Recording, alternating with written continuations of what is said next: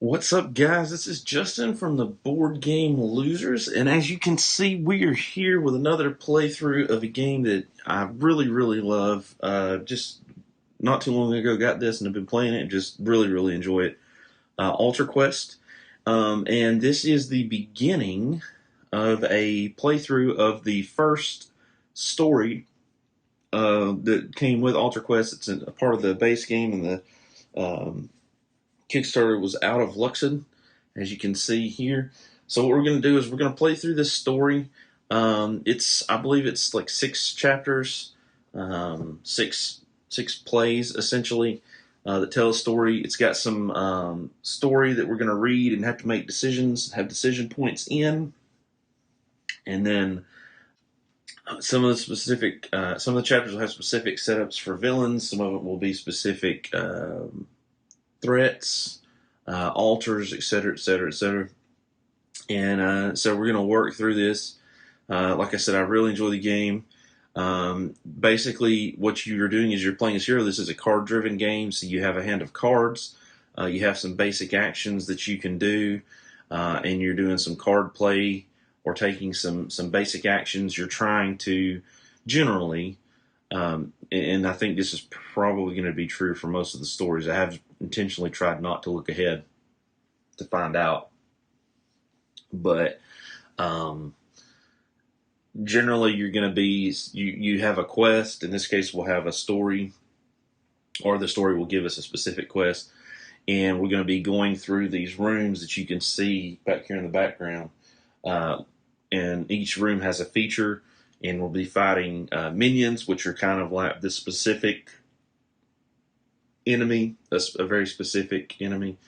And then we'll be fighting a villain, or we'll be fighting, and we'll be finding features. And so those features are very specific, special room features, which you can see these symbols here, that have powers that essentially activate after we take our turns, and we'll go over that when we do the specific setup. But that's kind of the idea. So I have this to begin with. We're going to start reading through the story. There is a specific deck that we have for the story rules here. So this will tell you some of the information. It basically says we add this deck to this card to the story guide, to the campaign pool, and don't look at it because it's got some information that's going to be called out later. So we're just going to kind of set that to the side. But yeah, that's what we're going to do. Like I said, I've really enjoyed playing this specifically, and I'm looking forward to going through the story and seeing where the story takes us. There is an expansion called The Ruins of Arkenspire.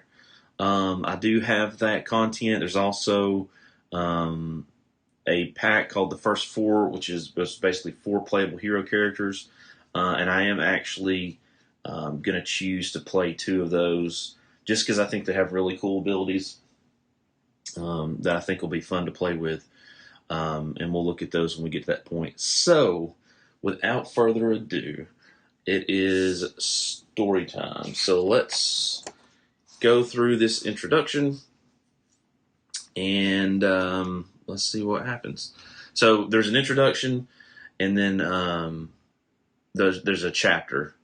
So we'll go through the introduction and the chapter, and then we'll switch over to the board after I have everything set up. Since the fall of the evil conqueror Kretch, the untamed lands of Aridika have turned. I want to say Aridia, which is not right. Aridika have turned from a realm of horrors to one of heroes. The vampire lords, known as the Thralls, have retreated to their castles, weary of their war against the invading Austrans, while the other warmongering creatures have sank back into the ruins and crypts that now litter the cursed countryside.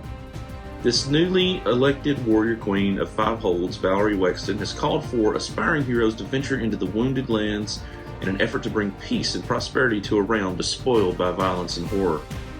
Ardika had suddenly become a beacon of hope that had suddenly become a beacon of hope that the allied people of Estonia so desperately needed after the brief yet terrible reign of Kretch. There was something more. Queen spoke in depth with you about the fabled altars that had emerged in Aradika since Kretch's arrival. My scholars tell me they are tied to the slumbering Lich Queen, Zera. Valerie informed you. They delve deep into the histories to make connections or find answers to these phenomena, but it's up to the heroes like you to investigate them firsthand as we strive to understand their purpose. The day before your departure for Aradika, you received an urgent message from the Queen with instructions that its seal only be broken when you depart Middlevale. Choose a player to be the party leader. That player finds... well, that doesn't really matter because there's only one player, and that's me. So we're going to find card number 2 in the story deck and then add it to the journal. So this card is going to the journal. You have seen this card. This is just the general setup. So that one's going in the journal. And now we got to find story card number 2. So this is story card number 2. Right. Valerie's message. I am pleased you have accepted this charge, hero. I would attend to this matter myself if I could, but my new office has demands of its own. Show this message to no one besides you, your most trusted companions. When you arrive in Hawthorne, seek out a wanderer named Huey, the first of his name. It is Mayor Morse Bolton whom I trust most in the matters of your quest, but Huey is well-traveled and knows a thing or two about the fabled altars. Just be warned. He is viewed as quite the pariah in Luxen, and not without reason, but I would prefer to see him unharmed, so do keep your association with him unannounced. Party leader gains control of this card. Now, it does have an effect, this exhaust effect here at the bottom, which is pretty cool. You may discard one focus to change one altar die to result of your choice. So what's going to happen is this card is going to go to one of our characters. And this is going to be a card that we can exhaust for an effect, just like we could exhaust our equipment and such. So I'm just going to set this over to the side over here. All right. Then we continue reading. The province of Luxen rests on the eastern border, serving as the gateway between the peaceful lands of Five Holds and a world of danger and adventure. Since Queen Valerie's historic coronation, heroes have poured into Aradika to win glory for the newly forged crown, though many of these heroes had forgotten the Queen's own decree.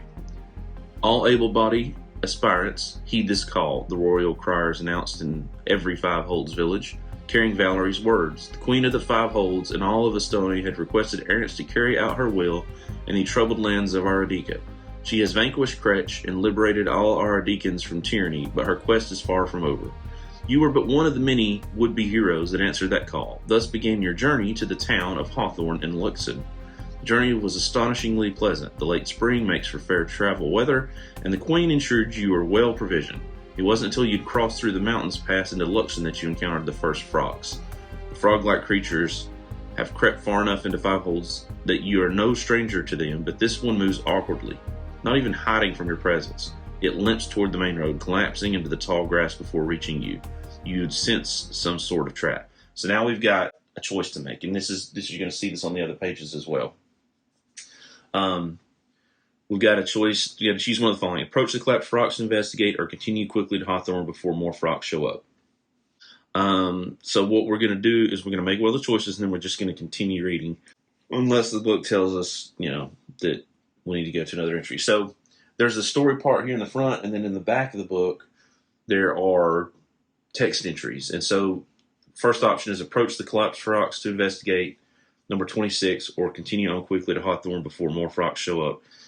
I'm going to choose to investigate because, right, it just seems like that's pretty odd if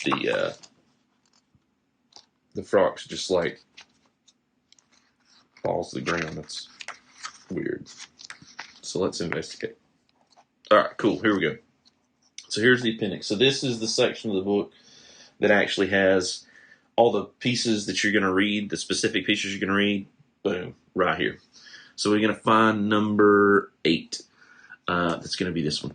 You choose to proceed to your destination quickly. Oh, no, that's not what I want to read. I want to read 26. Frogs is 26. Here we go. Alright, you approach the motionless frogs cautiously, preparing yourself for any ambush it may have served. For any ambush it may have served as a diversion for. Fortunately, the late afternoon spring wind sending the surrounding long grass into a rhythmic dance is the only moment you notice. I should probably be moving.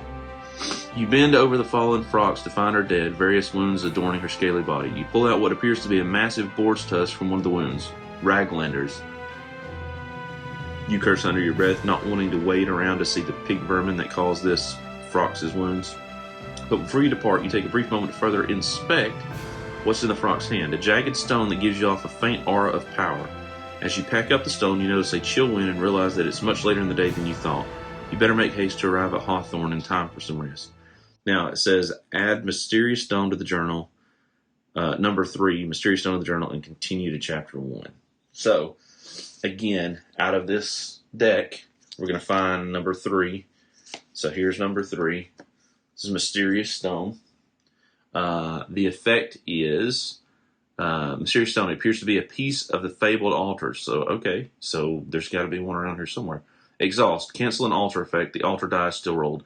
So what this is going to let us do is each altar, when it fires after our hero turns, then there's the minion threat turn, and then there's the what they call the quest turn. But during that quest or phase, that altar is going to fire, and it's usually going to do something bad. It's going to damage you or cause you to discard something and take damage or something like that. So this is gonna basically let us.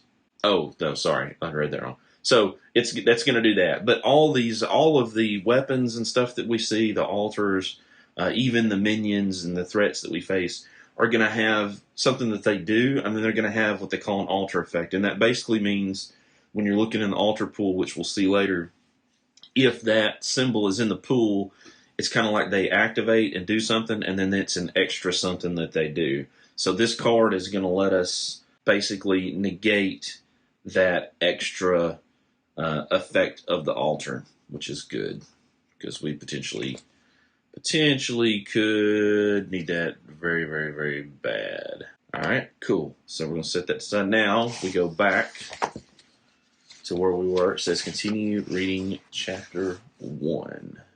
All right, cool. Chapter 1. And this is where we're going to get more into the story here. A cloudy morning breaks over Hawthorne as you wake in the quaint inn at the orchard.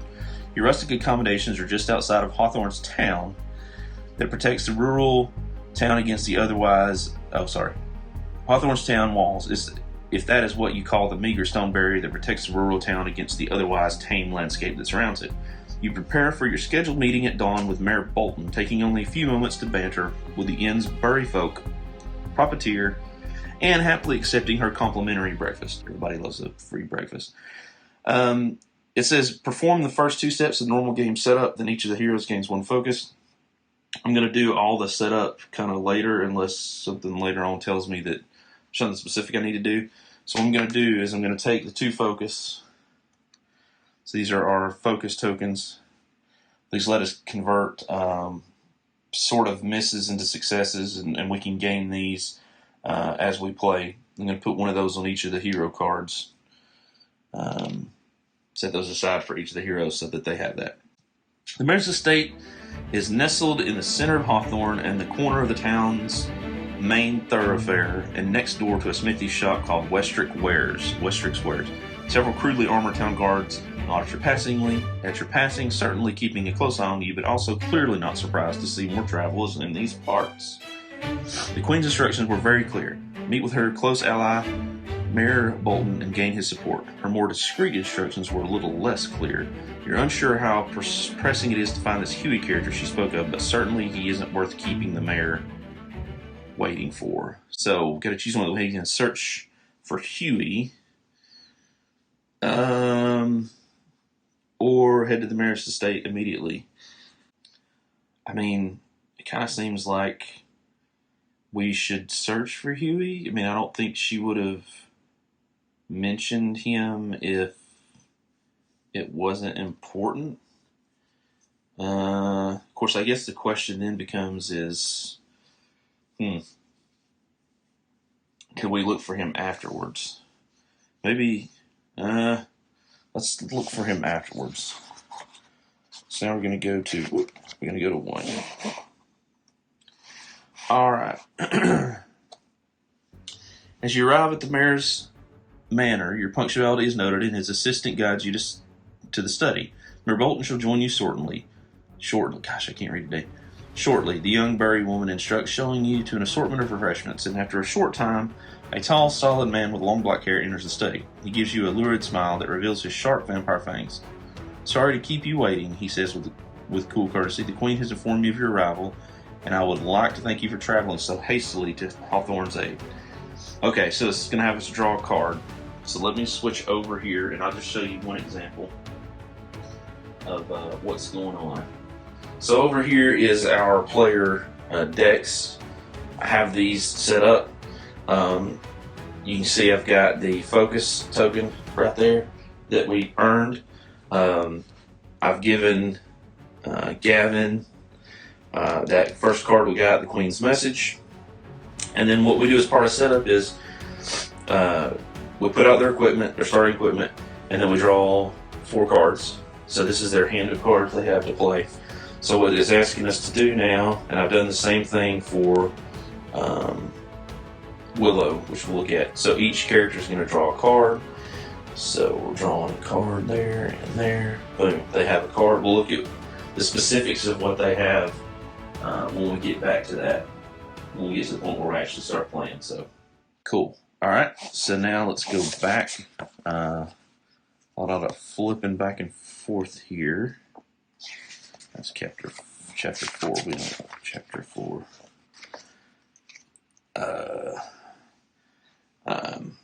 There we go. All right. So, thank you, Susie, Moore says as his Bury folk servant sets down a tray of tea and quickly exits the study, shutting the double doors behind her. The vampire turns his attention to you. Forgive the meager offerings, but things in Luxen haven't exactly been prosperous of late. Knowing the Queen, she has probably left it for me to inform you of the situation at hand. Since Valerie's coronation, restlessness has taken hold in Ardika, a vacuum of power, so to speak. There are many heroes like yourself roaming the provinces, and while many of them are of similar noble intent, others have stirred up trouble and increased tension in each of the provinces. Here in Luxen, we are suffering the effects of these as these heroes press further west into Ardika. Morse rises from the chair and takes a rolled piece of parchment from his shelf and unrolls it on a table between you. He uses a pale finger tipped in a long, sharp nail to point Luxen on the map of Ardika. Our province is nearest to the 5 holds, which works in our favor in many ways, but it also means that we're the most removed from what happens in Ardika. I can't say for sure what's caused, but Raglanders have been driven out of the western provinces, maybe by valiant heroes, maybe something else, and have claimed our province as their new home. If that weren't bad enough, our existing Froxpobrum has already gotten out of hand. Farms are raided regularly, travelers robbed and killed on the roads. Now the Frox and Raglanders quarrel over their meager holds in Luxen, and my people are caught in the middle. That explains why we saw the Frox, I guess. The mayor soberly continues his report, detailing how one of his personal caravans was recently ambushed while bringing his family's heirlooms to Hawthorne from his old keep, the Harrows. My first task for you is to recover something of mine that was stolen by these Raglander wretches. Morse instructs, moving over to a satchel on the floor behind his luxurious chair. He places the satchel on the table on top of the mat. It is clearly filled with travel supplies. Each hero gains a supply. All right, cool. So supply is very important. So supply, this is another resource like Focus. Focus has a limit of 5. As far as I can tell in the rules, and I asked this online, there is not a limit to supply. So supply is what you can use it for. Some effects will say you can discard a focus or a supply, but primarily what supply is used for is you can spend it when you do a test to add an additional die to roll. Now, there is one type of test called resist that is not the case that you can't use it for. Think of resist as the equivalent of like magic. It's like a mental attack or a magic type of attack. You can't use it for that, but you can use it for basically any other test. So it says each hero gains a supply, but the supply pool is shared.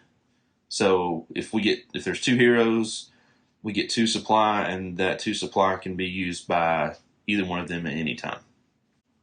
The mayor sits down again. Among the many things stolen was an urn, very decorative, filigreed in crimson metals. I need it returned to me. Leave the old tapestries and take whatever else of my treasures you recover as payment. Just bring me the urn. It is precious to me. Okay, so we've got 3 options here. You may ask why Morse or his personal guards can't recover the urn themselves. If mysterious stone, interesting. If mysterious stone is in the journal, which it is, you may show it to Morse. If Huey is in the journal, you must listen to banter with Morse. So we don't have Huey. So let's explore the story a little bit. Let's go with 27. I'm trying to figure out why he couldn't do it. Morse nods as if he expected the question.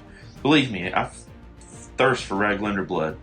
It is no secret that swine blood is richer on the tongue than Sathian or any of the other civilized races. He smiles somewhat wickedly, a smile that would send a chill down any mortal being's spine. However, I dare not abandon my town, not now. In addition to these Frox and Raglander troubles, I fear there may be unrest fomenting here. As a vampire, I have never been fully welcomed by the simple folk here. I can't say that I blame them with how the thralls have responded in the wake of Luric's usurpation. Needless to say, I am needed here. Okay, so that was kind of like not much of an answer.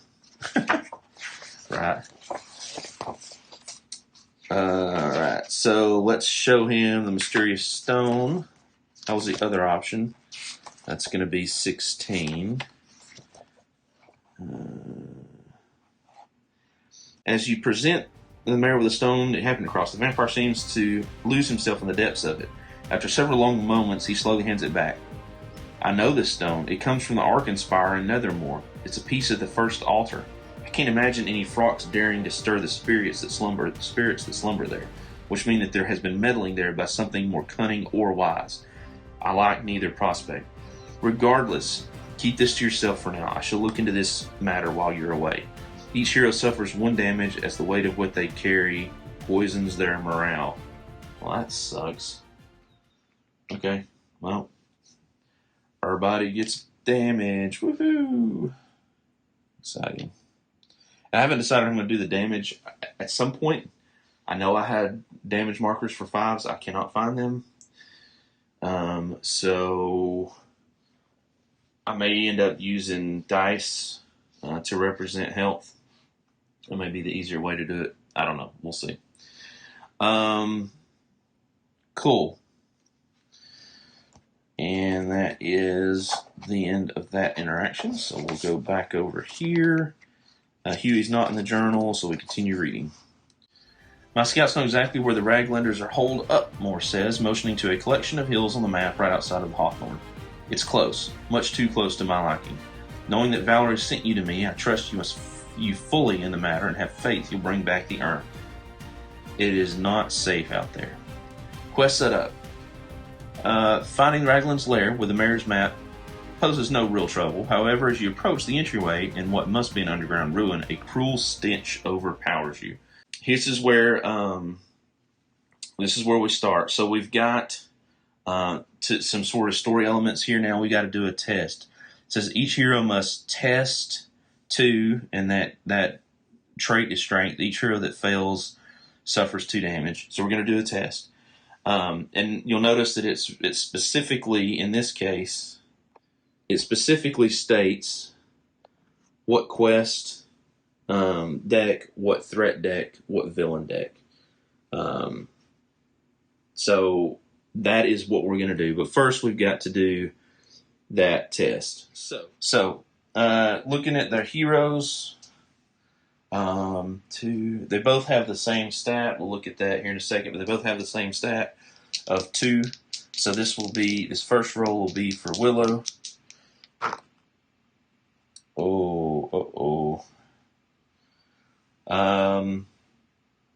Right. So that's 1 success and 2 focus. I hate to lose that focus that we already got, but I guess I'll get it back.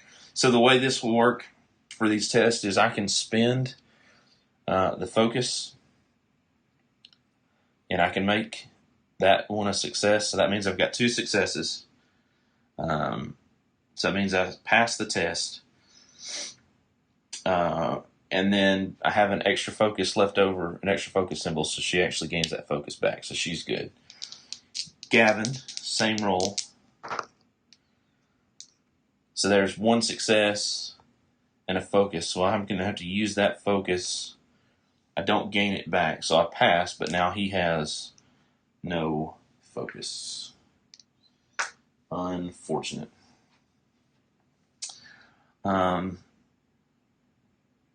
So now we're going to do the quest. So let's take a quick look now at our heroes, and so we can sort of see what we're dealing with to begin with. So here's our first hero.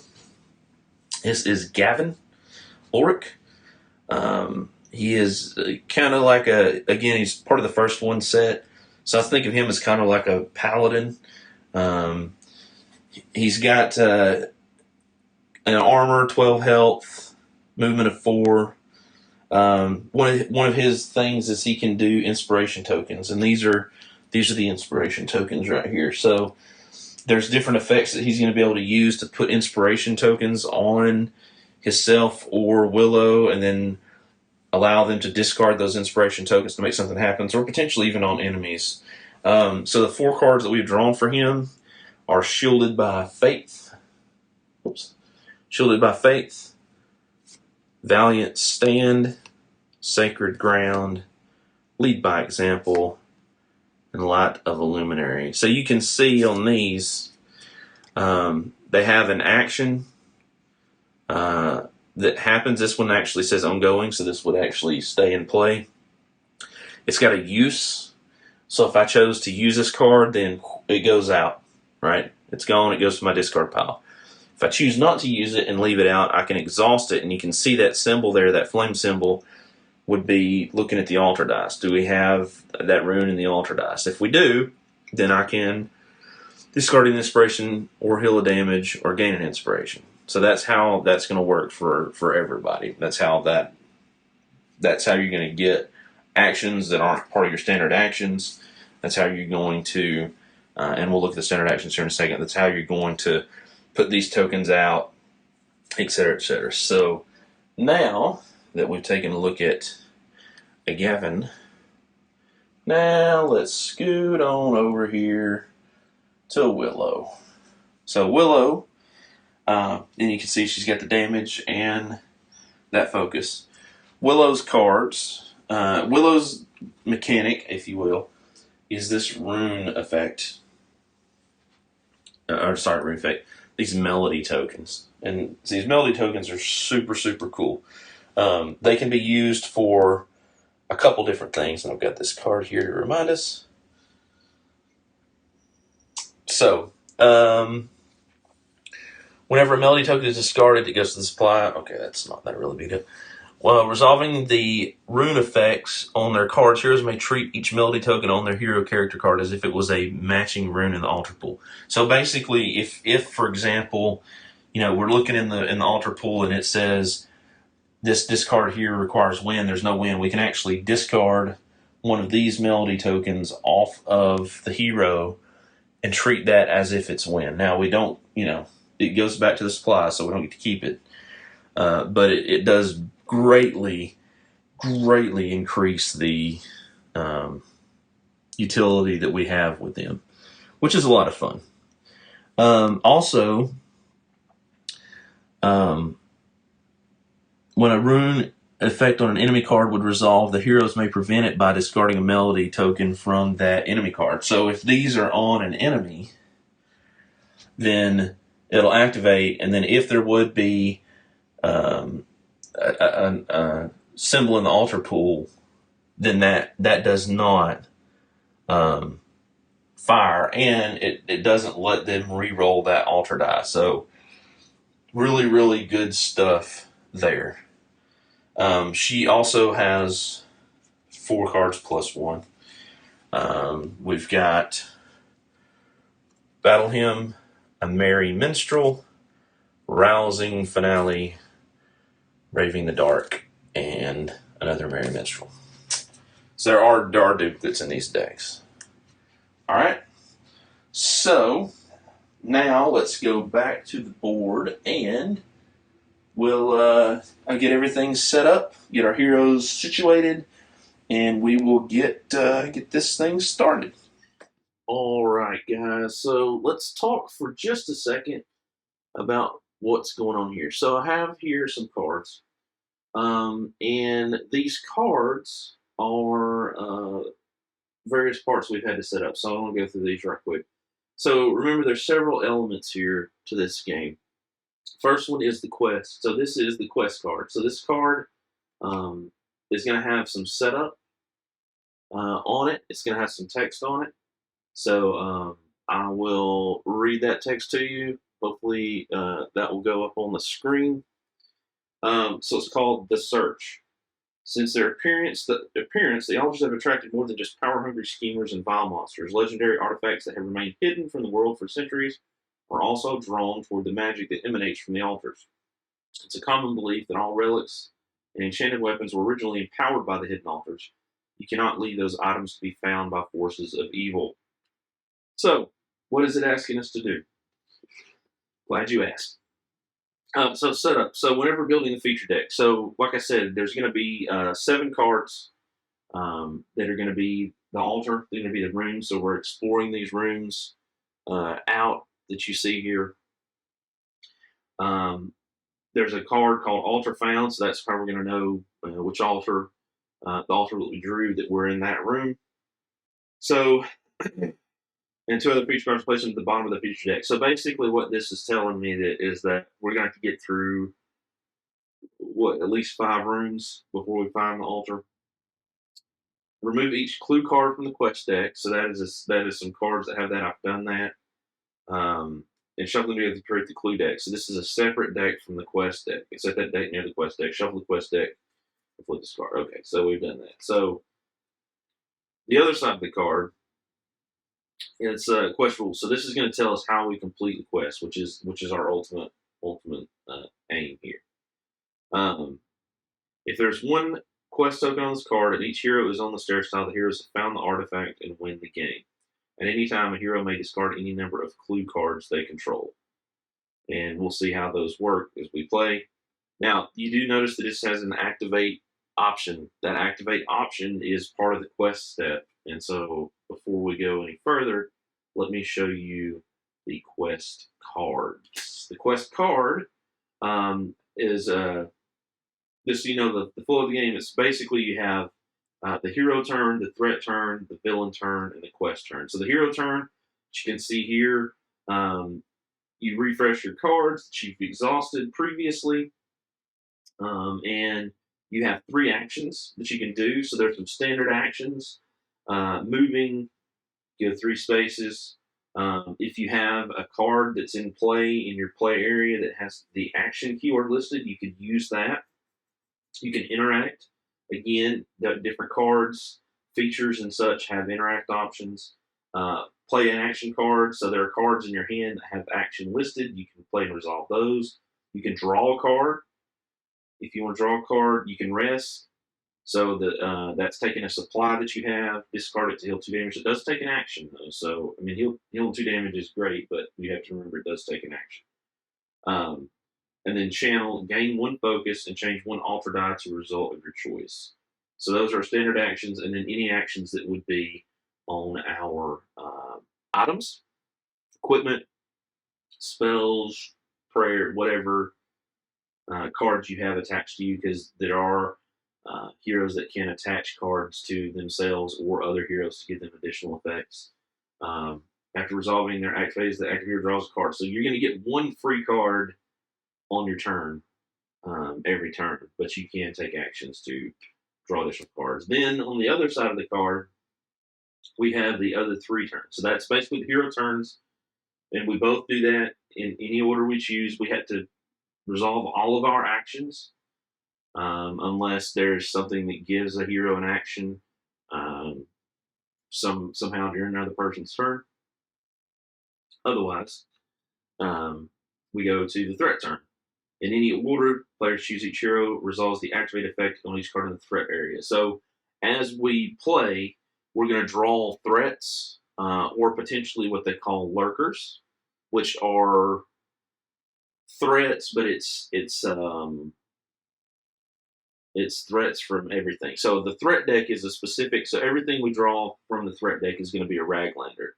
It's going to be, one of 3 different types of Raglanders, or a trap that's specific to Raglanders. But the lurker deck is something that is there from everything. So literally, and I'll tell you too, the lurker deck, I have included everything from the base game, everything from Arc Inspire, everything from the stretch goals. So there is no telling what we'll see if we do have to draw from the lurker deck. But that's cool. I enjoy that. It spices it up. It gives you a little bit more flavor for what's going on, because it's not just the same stuff over and over and over again. So we'll activate them left to right for each hero. Then the villain turn happens. So the villain has a card that will activate. And then after we activate that card, we draw and resolve a villain card. So basically that is going to act like a timer, right? So after, 6 or 7, depending on how many's in the deck, I can't remember, some few rounds, the villain is going to come out, right? So we don't find him. The longer we take, he's going to come out. If the villain has been defeated, so let's say that, we're playing, we haven't got the villain yet, he hasn't been defeated yet. If he's been defeated and we're playing through, we finally defeated, but we haven't found the stairs. We haven't got to the stairs to finish the quest. If the villain has been defeated, each hero must draw 1 threat card. So then we're going to be just adding threats, which obviously is probably going to make it, we're going to have to fight those and make it harder to do what we need to do. Once that's done, we have the quest turn. So in the quest area is the quest card. And then as we search each of the rooms, we'll have a feature, and that feature will also be activated. Now, sometimes the features, might not have any sort of effect on us. Sometimes it may, depending on what room we're in. So that is the order of the way that we're going to do things. So I talked about the quest deck. Now let's talk about the specifics of the altar, the threats, and the villains. So the altar, this is the altar card here. This is the altar of disease, which I thought was pretty good draw, because it was random. Especially since we're talking about the Raglanders, who have they're the pigs, and they have their traps and stuff have to do with stink and poison and stuff like that. So I thought that was pretty good. This is altar.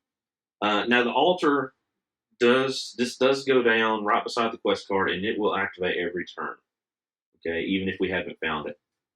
You can see its activate effect. Roll each dark die. Then each hero may discard 1 card to change one altar. May discard 1 card to change 1 altar die to result of the choice. Each hero in the altar's room may suffer 1 damage to draw a card. Now it has a rune effect. So this is where that mysterious stone comes into play. The rune effect or altar effect here is darkness. So if darkness was on the board, basically we can negate that every turn. So we could keep from having to discard a card or suffer a damage. Okay. So that is the altars. So the next thing let's look at is the Raglanders. So uh, this is a reference card. Food and fury is the worry was the war cry of the Raglanders. Nomadic swine folk that lived to only burn Crooked Gorge, their home Ragland, had been stolen from them by vampires, but their hunger for violence is not limited to mere vengeance. So they have threat tokens. So there will be various effects that will happen that will say add a threat token to the heroes, and these threat tokens are generic tokens, but they do represent something different depending on what threat deck you're playing against. Um, in this case, threat tokens represent the unpleasant stench Raglanders give off, which increases in potency as they become enraged. Before a minion with threat tokens would activate, each character in its room must resist X, um, where X equals the number of threat tokens on the minion card. So it looks like they're going to be adding card threat tokens to themselves, and then when it activates, that's going to be a problem. Now notice this also says resist.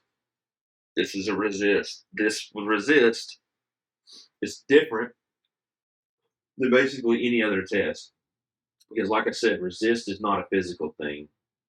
This is like resistant poison, resistant stench. This is something else. So this resist check, when you roll the dice, um, you cannot use focus to add successes.